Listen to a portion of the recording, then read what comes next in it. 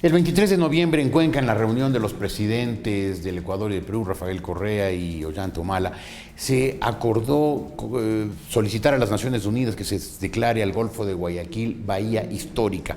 ¿Qué significa eso? ¿Qué repercusiones tiene? ¿Qué implicaciones puede tener para la integridad territorial del Ecuador o para su soberanía sobre las aguas territoriales? Pues un experto, el mayor experto que tiene el Ecuador en temas de diplomacia, de política internacional, el embajador José Ayala, está hoy aquí en la República.es. Embajador, buenos días, cuéntenos. Buenos días, Jorge. Cuéntenos de qué se trata esto. Gracias, Jorge. En efecto, en noviembre, el 23, en Cuenca, los presidentes Correa y Humala suscribieron un documento llamado Declaración. En esa declaración proclaman al unísono que el Golfo de Guayaquil, dadas sus características históricas, geográficas, en vista de las disposiciones de la Convención de las Naciones Unidas sobre el Derecho del Mar, puede ser y es proclamado como bahía histórica. Eso significa que para medir la anchura de los espacios marítimos sometidos a las jurisdicciones nacionales, cosa que se hace de una manera determinada por la Convención, lo tocante a toda bahía, todo golfo, todo accidente geográfico en los mares, no se aplican esas normas para las bahías históricas, porque en esos casos se permite que los estados determinen una manera diferente de medir que les da ventajas adicionales en cuanto a extensión de su imperio, de su soberanía, de su posesión efectiva sobre espacios del mar. Tal es el caso del Golfo de Guayaquil, proclamado ya como bahía histórica. Ahora, en el trazado de esa bahía histórica, si mal no recuerdo, la línea se medía entre la puntilla de Santa Elena y Cabo Verde. Cabo Blanco. Cabo Blanco, en el Perú. Así es. ¿No fue una decisión arbitraria ecuatoriana utilizar un accidente peruano? El Ecuador, cuando determinó las líneas de base que debían servir para medir la extensión de sus espacios marítimos, determinó que la línea de base para medir la anchura del mar territorial y las 200 millas en consecuencia partiría de la puntilla de Santa Elena. Si me permites, Jorge, aquí estaría la puntilla de Santa Elena y aquí el Golfo de Guayaquil, y esto baja así, y aquí estaría Cabo Blanco. El límite territorial está marcado por este paralelo.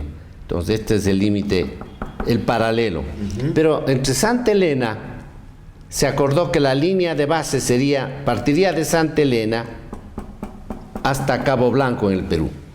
En consecuencia, todo lo que estaba encerrado entre esta línea de base y la costa pasaban a ser aguas interiores. Como si fuera un lago. Exacto, como un lago interior en el continente, totalmente y absolutamente sometido a las jurisdicciones nacionales.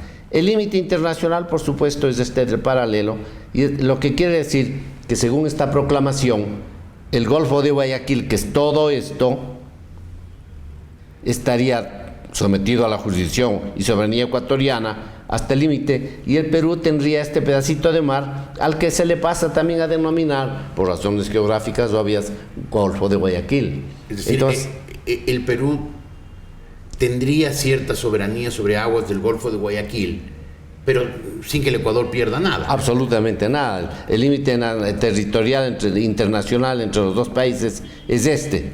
El Ecuador gana como aguas interiores todo esto. Aquí está la isla Puná, ¿no? Entonces, en lugar de medir la anchura del mar territorial, como normalmente dice la Convención, de 12 millas en este sentido, entonces sería una línea paralela, así. Este sería el mar territorial de 12 millas según la norma generalmente aplicable de la Convención. En lugar de eso, al medir mediante esta línea de base, el Ecuador gana toda esta porción. Claro. El Perú gana también esta porción. La gana al alta mar, no la gana un país al otro. Le gana a aguas internacionales. A aguas internacionales, así es. Esto no podría generar protesta de alguien que diga el Ecuador y el Perú se están apoderando de aguas internacionales. Lo que ocurre es que el Golfo de Guayaquil ha sido considerado una entidad geográfica especial desde tiempos remotos. La bahía de Hudson en Canadá es muchísimo más grande que el Golfo de Guayaquil, muchísimo más grande, y está considerada también como bahía histórica. En consecuencia, ayer Canadá ejerce su jurisdicción y soberanía sobre esa bahía de Hudson, que es mucho más grande, repito, que el Golfo de Guayaquil. No ha habido ninguna protesta, reacción o cuestionamiento internacional a esta decisión ecuatoriana, respaldada ahora íntegramente por el Perú, y en consecuencia yo creo que ese dominio que en realidad ejercieron las poblaciones autóctonas de nuestro país desde épocas inmemoriales, confirmado por legislación durante la época de la colonia y por el ejercicio de una soberanía real y efectiva de nuestro país sobre esas aguas y por las legislaciones aprobadas durante la época republicana, ese dominio, digo, pasa a ser modernamente regido por la Convención de las Naciones Unidas sobre el Derecho del Mar. Este trazo del Golfo de Guayaquil de la puntilla de Santa Elena a Cabo Blanco no es nuevo, esto ocurrió hace, no recuerdo, pero varios años. Sí, el Ecuador fijó las líneas de base, no recuerdo exactamente, pero hace más de 30 años. Hace más de 30 años. Sí. ¿Qué cambia ahora o por qué se hizo esta declaración formal si ese trazo de lo que significa el Golfo de Guayaquil ya se había hecho hace, como usted dice, más de 30 años? Claro, en esa época se fijaron las líneas de base, nada más. En este caso se aumenta a ese hecho jurídico que nadie cuestionó, se aumenta un argumento reconocido por la Convención de las Naciones Unidas, la declaratoria de bahía histórica. Siendo bahía histórica, la misma convención dice la delimitación de las bahías históricas no se hará según la norma general, la de las 12 millas, sino se hará según normas aplicables como esta de unir dos puntos distantes de un accidente geográfico reconocido como tal.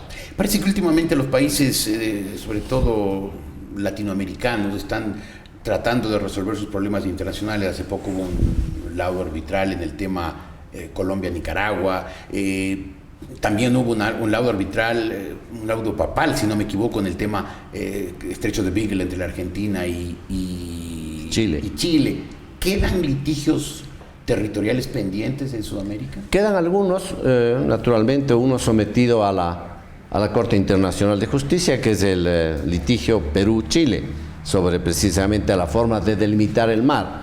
Chile aduce que los convenios del 52 y del 54 que conformaron la teoría y la práctica de la Conferencia de las Naciones Unidas, de la Conferencia Tripartita sobre las aguas del Pacífico Sur. Claro. Esos convenios, dice Chile, son convenios limítrofes. El Perú lo discute, dice que no son sino convenios de pesca. En consecuencia, ese litigio ha sido sometido a la Corte Internacional de Justicia. Lo que vale la pena señalar al respecto es que ambos países han resuelto optar por un medio de solución pacífica de la controversia, que es el acceso a un tribunal judicial, la Corte Internacional de Justicia.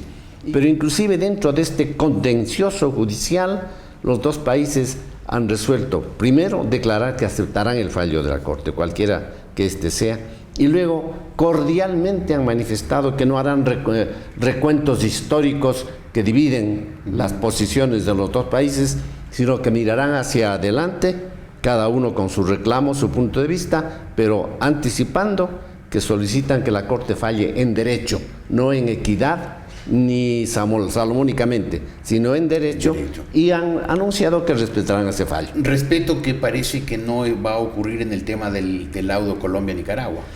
Ese es un caso muy difícil de comprender, muy complicado, porque en el año 28 se firmó un tratado entre Colombia y Nicaragua, el tratado cuyo nombre no recuerdo exactitud, es guerra.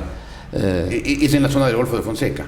Es sobre el archipiélago San Andrés y las aguas que corresponderían a ese archipiélago, y luego a pequeñas islas e islotes que están a una distancia considerable de la costa colombiana, cerca de 700 kilómetros, y a una distancia mucho menor de la costa nicaragüense, 140 o 150 kilómetros. Colombia ha ejercido soberanía sobre las islas. En el año 2007 hubo un fallo inicial de la Corte que le reconoció soberanía sobre San Andrés. En este fallo, del mes de noviembre, de hace pocos días, pocas semanas, se le reconoce nuevamente a Colombia toda la soberanía sobre la parte terrestre de ese territorio amplísimo. Pero Colombia ejercía también soberanía sobre el territorio marítimo, es decir, sobre el mar, y en una enorme extensión. Es allí en donde la Corte se pronuncia básicamente en favor de Nicaragua. Y eso no lo acepta Colombia. Y eso le afecta a Colombia porque le quita a Colombia el ejercicio de la soberanía práctica sobre unos 75.000 kilómetros cuadrados de mar. Es una entidad territorial muy considerable. Colombia ha sido un país que históricamente se ha pronunciado siempre a favor de la norma del derecho, desde la época del general Santander, que dio origen a la creación de ese espíritu colombiano de respeto a la norma del derecho. Entonces ahora para el señor Santos es difícil recibir un fallo que ha sido cuestionado porque dicen que obedece a equivocaciones y errores graves de la Corte. Van a tratar de usar los métodos jurídicos todavía posibles, solicitud de aclaración o interpretación del fallo de la Corte, pero no podrán dejar de reconocer que este fallo es de última instancia y que no puede ser cuestionado. ¿Qué va a hacer Colombia?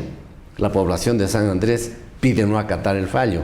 El señor Uribe, expresidente de Colombia, pide no acatar el fallo. Está levantando a la población para que se pronuncie en contra del fallo.